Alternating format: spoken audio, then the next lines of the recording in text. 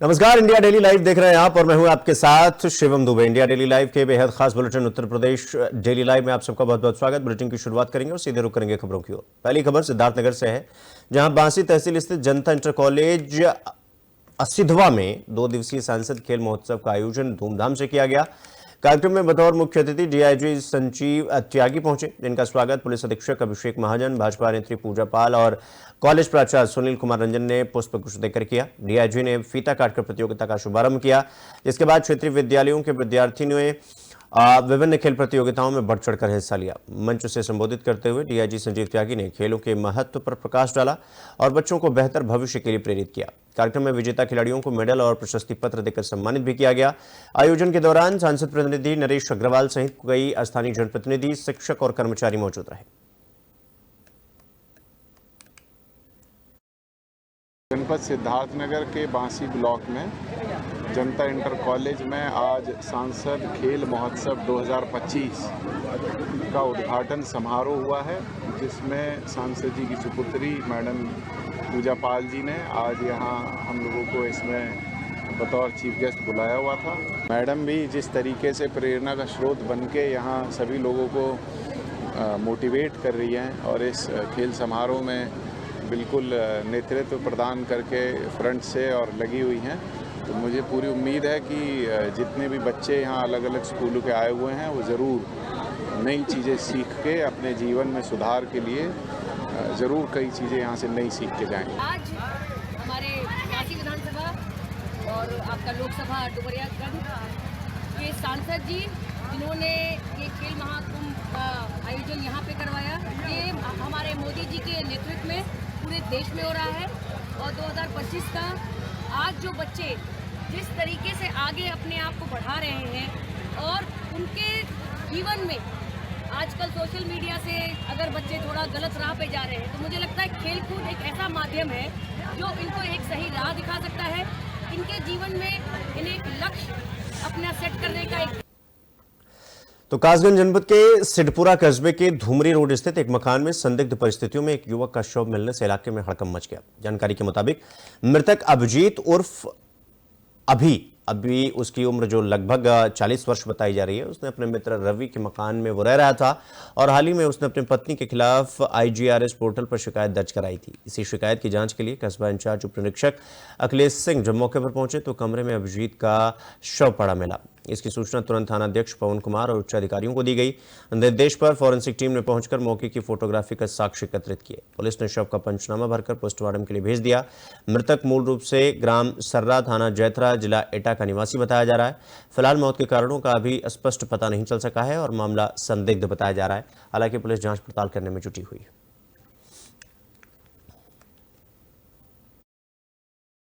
पिताजी अभी एक बाबा मेरे वसीयत कर गए थे, तो मेरे पिताजी ने किसी के नाम पे नोटरी करवा दी थी।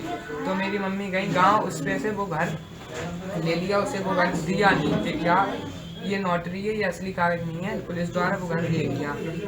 आपके पापा कितने दिन से गायब हुए? हमारे पापा तो बहुत दिन से हो गए होंगे, तकरीबन 20 दिन तो हो गए होंगे, 20-22 दिन। 20-22 दिन से घर पर नहीं जा रहे थे? नहीं।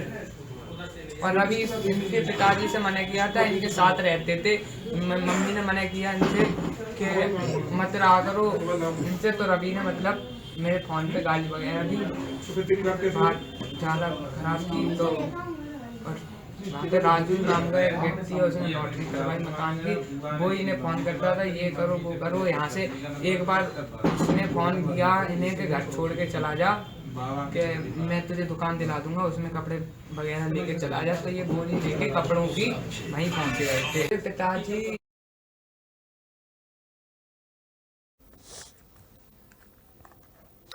तो महोबा में प्रधानमंत्री फसल बीमा घोटाले पर कार्रवाई न होने से किसानों का आक्रोश चरम पर पहुंच चुका है। लगातार 100 दिनों से आंदोलन कर रहे किसानों ने आज सदर तहसील में अर्धनग्न होकर विरोध जताया और शासन को खून से खत लिखकर अपनी पीड़ा बताई। किसानों का आरोप है कि फसल बीमा योजना को भ्रष्टाचारियों ने लूट का साधन बना दिया है और करोड़ों की बीमा राशि दलालों के खातों में भेजकर किसानों को बर्बाद कर दिया गया। उनका कहना है कि कई गांवों के किसानों को उनका अधिकार नहीं मिला और शिकायतों के बावजूद प्रशासनिक तंत्र और बीमा कंपनी दोनों चुप हैं। किसान नेता गुलाब सिंह राजपूत के नेतृत्व में इस प्रदर्शन में बड़ी संख्या में किसान शामिल हुए, जिन्होंने मांग की कि घोटाले के आरोपियों पर कड़ी कार्रवाई की जाए। किसानों ने चेतावनी दी कि अगर शीघ्र कार्रवाई नहीं हुई तो आंदोलन को और व्यापक रूप दिया जाएगा। प्रधानमंत्री फसल बीमा 2024 तथा 2025 में भारी घोटाला हुआ। उस घोटाले को लेकर के 27 अगस्त इफ्को टोक्यो के जिला प्रबंधक निकल के खिलाफ FIR हुई। 90 दिन से ज़्यादा हो जाने के बावजूद भी उसकी गिरफ्तारी नहीं हो पाई है तथा सजवाहा खौरैया जौरैया गांव के किसानों की ज़मीन का पैसा मध्य प्रदेश सागर जिले के किसानों के नहीं दलालों के खाते में गया हुआ है। और लोहारी गांव जहां पर SDM सर ने जांचा था कि वहां का रकबा 800 हेक्टेयर है, जांच के बावजूद वहां कार्रवाई ठप पड़ी हुई है। ये प्रधानमंत्री फसल बीमा योजना केंद्र सरकार की महत्वपूर्ण योजना जो हमारे लिए जीवन दायनी का काम करती थी, वो महोबा प्रशासन ने उसको बिल्कुल धूल दूषित कर दिया है। मुझको धूल दूषित कर दिया। जो पैसा हमारे किसानों के खाते में जाना चाहिए था वो भ्रष्टाचारियों के हाथ में चला गया है और इसमें बड़ा भारी घपला हुआ है। इसमें कृषि विभाग भी शामिल है और सब लोग शामिल। इसकी आज तक कोई सही जांच नहीं हो पाई है। दुर्दशा है, बेबस होकर के खून का खत लिखना पड़ रहा है। तब भी यहाँ का जो प्रशासन है खून से ही उसे संतुष्टि नहीं है, मानी किसानों के खून से ही संतुष्टि नहीं है, खून के खत से भी संतुष्टि नहीं है। और हम अपने गुलाब सिंह राजपूत का अध्यक्ष जी का हर श्वास तक साथ देंगे और जहां तक वे लड़ाई लड़ेंगे, जहां उनका एक बूंद पसीना गिरेगा वहां हम 100 बूंद खून गिराएंगे। प्रधानमंत्री फसल बीमा।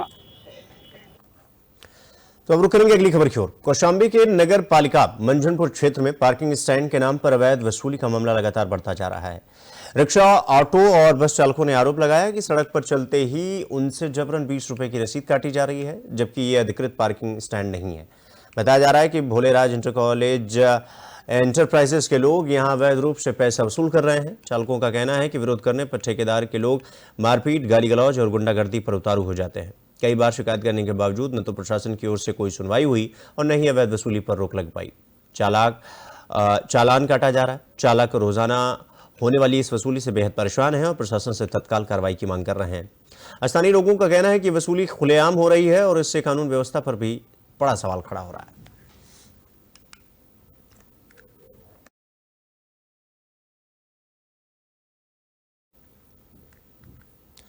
वहीं अमरोहा जनपद के हसनपुर थाना क्षेत्र में बुधवार को संभल हाईवे पर हुए भीषण सड़क हादसे ने सभी को दहला दिया। दरअसल हाईवे पर तेज रफ्तार ट्रक और बाइक की जोरदार टक्कर के बाद बाइक में अचानक ब्लास्ट हो गया और देखते ही देखते बाइक आग का गोला बन गई। हादसे में बाइक सवार 4 लोग गंभीर रूप से झुलस गए, जिनको स्थानीय लोगों की मदद से तुरंत अस्पताल पहुंचवाया गया, जहां उनका इलाज चल रहा है। हादसे की सूचना मिलते ही पुलिस और दमकल विभाग की टीम मौके पर पहुंची और कड़ी मशक्कत के बाद आग पर काबू पाया। प्रत्यक्षदर्शियों के मुताबिक, यानी जिन्होंने अपनी आंखों से इस घटना को होते हुए देखा, उनके मुताबिक टक्कर इतनी जोरदार थी कि बाइक कुछ ही सेकंड में आग के गोले में तब्दील हो गई। पुलिस ने ट्रक को कब्जे में ले लिया और फरार ट्रक चालक की तलाश की जा रही है। फिलहाल पुलिस पूरे मामले की जांच पड़ताल कर रही है और हाईवे पर यातायात धीरे धीरे सामान्य हो रहा है।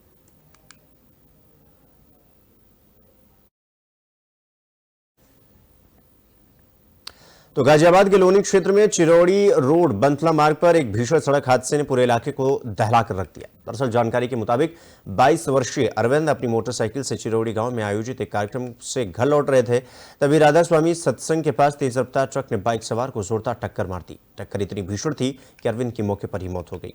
हादसे के समय बाइक पर उनके साथ बैठी एक महिला भी गंभीर रूप से घायल हो गई, जिसे लोनी पुलिस ने तुरंत अस्पताल में भर्ती करवाया, जहां उसकी हालत नाजुक बताई जा रही है। घटना के बाद ट्रक चालक वाहन छोड़कर फरार हो गया। सूचना मिलते ही पुलिस मौके पर पहुंची और शव को कब्जे में लेकर पोस्टमार्टम के लिए भेज दिया। साथ ही पुलिस ने फरार चालक की तलाश शुरू कर दी है और पूरे मामले की जांच पड़ताल की जा रही है।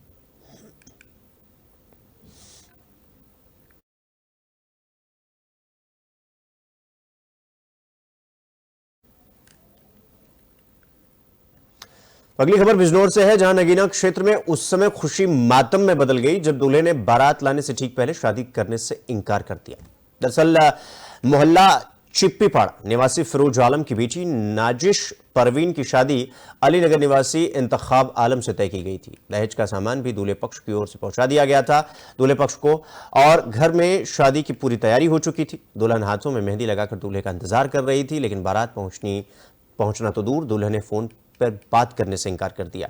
आरोप है कि बारात न लाने की वजह दहेज और चिकन फ्राई की मांग और इंस्टाग्राम मैसेज को लेकर बनाया गया बेबुनियादी बहाना बनाया जा रहा है। अचानक लिए गए इस फैसले ने दुल्हन और उसके परिजन को सदमे में डाल दिया और बदनामी के डर से परिवार का रो रो कर बुरा हाल हो चुका है। फिलहाल दुल्हन के पिता ने दहेज के लोभियों के खिलाफ कार्रवाई करने की मांग की है।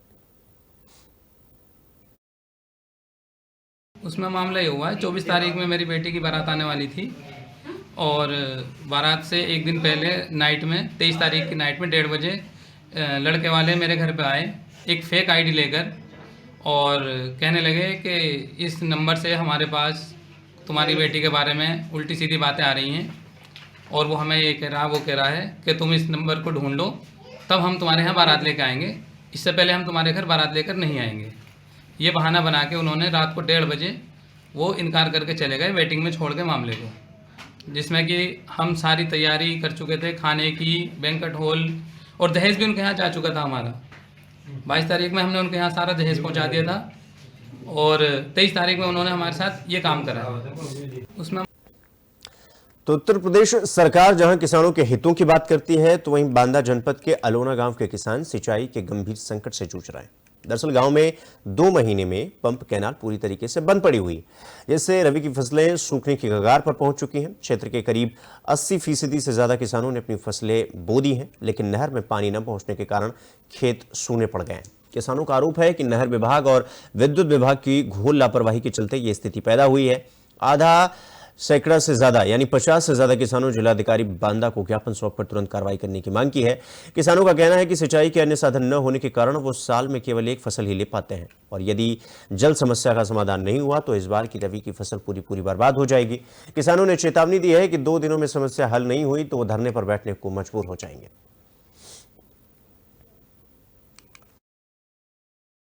हमारी समस्या बिजली की बहुत तगड़ी समस्या है। बिजली विभाग और नहर विभाग दोनों की लापरवाही से काम हो रहा है। 7 महीने पहले हम लोगों को जानकारी मिली कि 8 खंभों का तार कट गया है। हमने नहर विभाग, एक्सीएन, जेई और एसडीओ सबसे बराबर लगातार वार्ता कर उन्होंने कहा कि 2 दिन, 4 दिन, 6 दिन इसी तरह होता चला आया। इसके बाद पूरे गांव के 80% खेती गेहूं और लाही और चना सरसों सब हो गया है।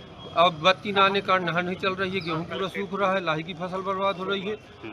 तीसरी बार हम डीएम महोदय के पास आए, उन्होंने आज के लिए अवगत करा कि 4 बजे मंत्री जी से कहा, मंत्री जी ने भी बहुत टाइट किया उनको। किसान गांव के कम से कम 50 लोग आए हुए हैं। हमारे यहाँ 6-7 महीने से बिजली की बहुत समस्या है, क्योंकि हमारे यहाँ सिंचाई का साधन सिर्फ एक पंप का नाम नहर है। हमारे यहाँ बोर ट्यूबवेल कोई सरकारी नहीं है। हम लोग इसे सिंचाई करते हैं और हमें एक ही फसल मिल पाती है। साल में 2 ही 4 महीने चलती है नहर, बाकी नहर नहीं चलती है। अच्छा, एक कम से कम 7 महीने पहले हमारे यहाँ बिजली के तहत बिजली विभाग ने खुद चोरी करा लिया था और तार कटवा के जो प्राइवेट नलकूप हैं उनको बेच देते हैं और कह देते हैं कि हाँ हमें जानकारी नहीं है। हम यहाँ आज कम से कम 3 महीने भाग रहे हैं लगातार, अभी तक हमारे यहाँ बिजली नहीं दुरुस्त हुई, जिस कारण से हमारी फसल खराब हो रही है। कुछ खेती जैसे पानी बरस कर कुछ बो दी गई थी, कुछ पलेवा के लिए बाकी है, जो बो दी गई वो भी सूख रही है।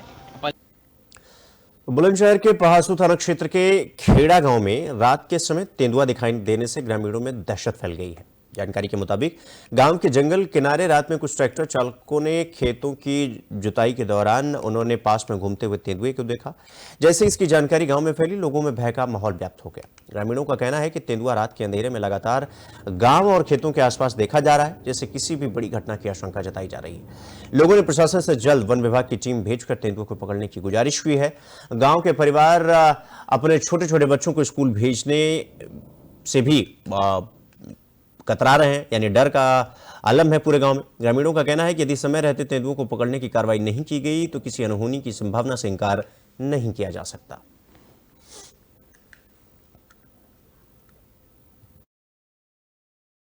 अभी जब सुबह सुबह खेड़ा में मैं आया तो देखा तेंदुआ का बहुत डर छाया हुआ है। रात देखा भी है लोगों ने, बताया जा रहा है, यहाँ पूरे पे वीडियो भी है उसकी। तो बहुत दहशत का मामला है, सरकार को इस पर कुछ सोचना चाहिए। तो बताते हैं बच्चों को, माँ बाप है जो कह रहे साइकिल से नहीं पढ़ने के लिए जाने देंगे, पढ़ने नहीं भेजेंगे, गाड़ी से ही भेजेंगे। तो बिजनौर के थाना नगीना क्षेत्र में बंदूकी से बढ़ापुर मार्ग पर सोमवार देर रात एक बड़ा सड़क हादसा हुआ, जब तेज रफ्तार मैक्स पिकअप अनियंत्रित होकर सड़क किनारे बने नाले में जा गिरी। प्रत्यक्षदर्शियों के मुताबिक वाहन की रफ्तार काफी तेज थी और मोड़ पर पहुंचते ही ड्राइवर संतुलन खो बैठा, जिसके चलते पिकअप सीधा नाले में पलट गई। हादसे में वाहन चालक गंभीर रूप से घायल हो गया, जिसे स्थानीय लोगों की मदद से बाहर निकालकर तुरंत अस्पताल में भर्ती करवाया गया, जहां उसका उपचार चल रहा है। ग्रामीणों का कहना है कि सड़क किनारे बने नाले पर कोई भी सुरक्षा बाउंड्री नहीं है, जिसके कारण ऐसे हादसे लगातार होते रहते हैं। लोगों ने प्रशासन से तुरंत बाउंड्री बनवाने और सड़क को सुरक्षित बनाने की मांग की है। फिलहाल पुलिस ने मौके का मुआयना कर आगे की कार्रवाई शुरू कर दी है।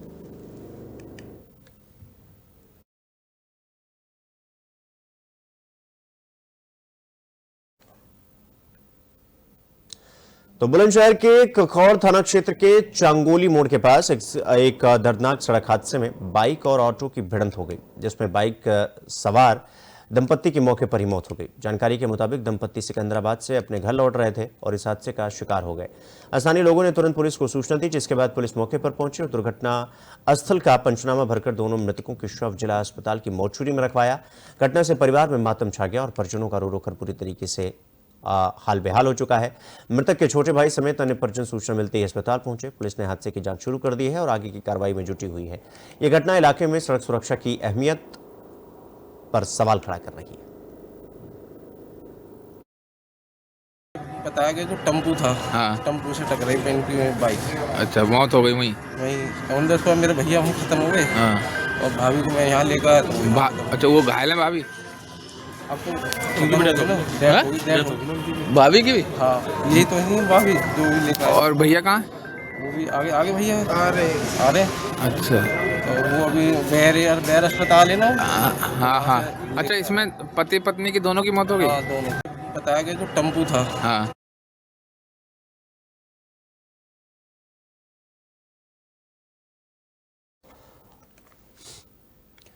अब रुक करेंगे अगली खबर की ओर। जालौन के कदौरा थाना क्षेत्र के पुराने बाजार में किराने की दुकान में गुल्लक चोरी का मामला व्यापार मंडल और शहर में चर्चा का विषय बन चुका है।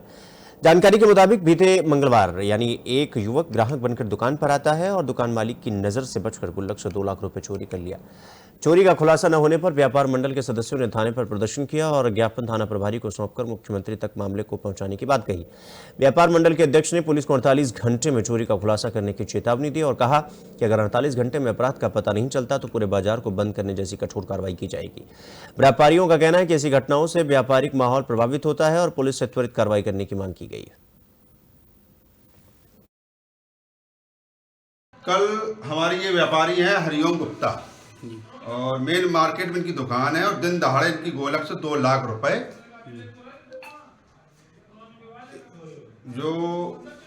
जो ये जानते हैं इनके यहाँ से सौदा ले रहा था, उन्होंने निकाल लिया और पुलिस को इन्होंने सूचना भी दी। कल हम लोगों ने भी दी सूचना और कहा कि भाई इसका खुलासा किया जाए, उससे पूछा जाए।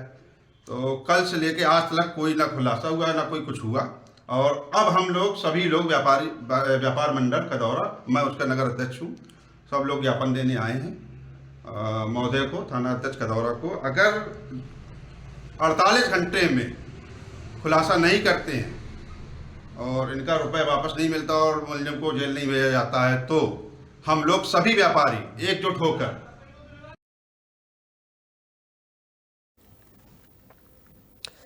तो जालौन में भारतीय किसान यूनियन और संयुक्त किसान मोर्चे के सैकड़ों किसान 26 नवंबर को वादा खिलाफी दिवस मना रहे हैं। यह आंदोलन 26 नवंबर 2020 में दिल्ली में शुरू हुए किसान आंदोलन की याद दिलाने के लिए आयोजित किया गया। किसान का आरोप है कि केंद्र सरकार ने एमएसपी की गारंटी कानून बनाने, दर्ज सैकड़ों मुकदमों को वापस लेने और शहीद हुए किसानों के लिए कोई ठोस कदम उठाने में विफल रही। इसके अलावा बिजली अमेंडमेंट बिल पर भी कोई कार्रवाई नहीं हुई। इसको लेकर किसान जिला मुख्यालय उरुई पहुंचे और जिलाधिकारी कार्यालय पर ज्ञापन सौंपा। प्रदर्शनकारियों का कहना था कि सरकार ने किसानों के प्रति किए गए वादों की अवहेलना की है और उनकी मांगें अब तक पूरी नहीं हुई। किसान वादा खिलाफी दिवस के मौके पर शांतिपूर्ण प्रदर्शन कर अपनी मांग को दोहराते हुए नजर आए। किसान आंदोलन का एक ऐतिहासिक दिन है। 26 नवंबर 2020 को दिल्ली में जो ऐतिहासिक किसान आंदोलन 13 महीने चला था, वो आंदोलन की शुरुआत हुई थी। तो आज हम लोग इस 26 नवंबर को सरकार की वादा खिलाफी दिवस मना रहे हैं। सरकार ने आंदोलन की समाप्ति पर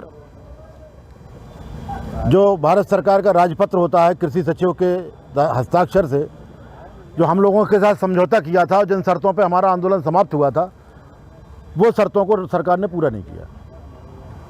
ना तो एमएसपी पे गारंटी कानून बनाया, ना किसानों पे मुकदमे वापस हुए जो दर्ज हुए थे वहाँ पर, ना ही जो किसान शहीद हुए थे उनका कोई पुरसहाल हुआ, ना ही 2020 का एक बिजली अमेंडमेंट बिल था, अब तो नया आ गया है 2025 का, ना ही उसको वापस लिया। जितनी मांगें हमारी थी कोई पूरी नहीं की गई। तो आज के दिन हम लोग एक याद करते उस ऐतिहासिक आंदोलन की शुरुआत की और सरकार के वादा खिलाफी के रूप में आज पूरे देश के जिला मुख्यालयों पर भारतीय किसान यूनियन और संयुक्त किसान मोर्चे के तत्वाधान में आज ये कार्यक्रम किया जा रहा है। किसान आंदोलन का एक ऐतिहासिक।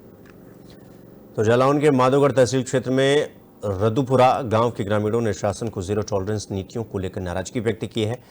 पीडब्ल्यूडी द्वारा कराया जा रहा सड़क निर्माण मानक विहीन होने के कारण ग्रामीण सड़क की गुणवत्ता और निर्माण में घटिया सामग्री इस्तेमाल होने की शिकायत को लेकर एसडीएम राकेश सोनी के कार्यालय पहुंचे। हालांकि एसडीएम ने किसी कारणवश ग्रामीणों की शिकायत नहीं सुनी और उनका ज्ञापन भी स्वीकार नहीं किया। इस पर ग्रामीणों का गुस्सा फूट पड़ा और उनके विरोध का वीडियो सोशल मीडिया पर तेजी से वायरल भी हो रहा है। ग्रामीणों का कहना है कि यह सड़क निर्माण ग्रामीणों के लिए सुरक्षा और सुविधा दोनों के लिहाज से गंभीर चिंता का विषय है। मायूस होकर ग्रामीण वापस लौट गए। मामला माधोगढ़ तहसील परिषद से सामने आया है और स्थानीय लोग पीडब्ल्यूडी और प्रशासन से त्वरित कार्रवाई करने की मांग कर रहे हैं।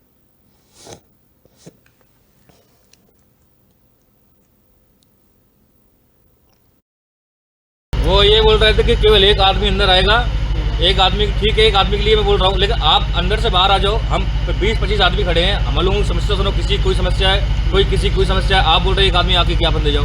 भाई प्रॉब्लम आके सुनो ना बाहर। इतना कहने पर उन्होंने अपना गेट बंद कर लिया, बाहर आना नहीं चाहते हो। बोले मैं ज्ञापन नहीं लूंगा और पूरा ऑफिस उनका खाली बोर्ड पड़ा हुआ, अकेले बैठे हुए थे। बाहर आने में उनको तकलीफ हो रही है, बाहर नहीं आए वो, तो हम लोगों को मना कर दिया, गेट बंद कर लिया। ले लो जो हमारा समस्या है उसको दूर कराए और उसको कार्रवाई कराए। जो रोड समस्या आ रही है, रोड के साइड में जो ब्लॉक डलना चाहिए, ना ब्लॉक डाला है, ना रोड की सफाई की है, ना डामरीकरण सही से कर रहे हैं। अभी आप एक बार जाके आप देखें, जी साहब को भेजें कि ना ही वहाँ पे मेट है और ना ही वहाँ पे काम कराने वाला ठेकेदार है। कोई भी काम नहीं है, सारा काम ऐसा ही हो रहा है। रात में काम करवा रहे हैं और रात में कोई देखने वाला नहीं है, सारा काम बेकार कर रहे हैं।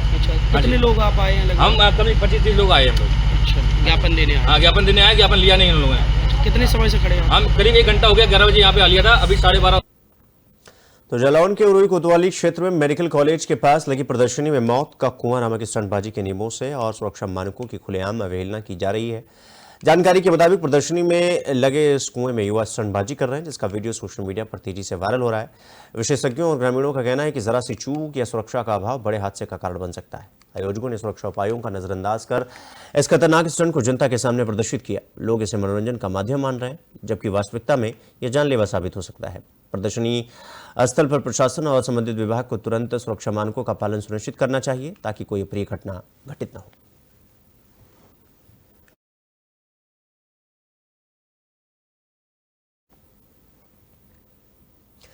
तो बुलेटिन में फिलहाल के लिए बस इतना ही, लेकिन देश और दुनिया की तमाम बड़ी खबरों को देखने के लिए देखते रहिए इंडिया डेली लाइव। नमस्कार।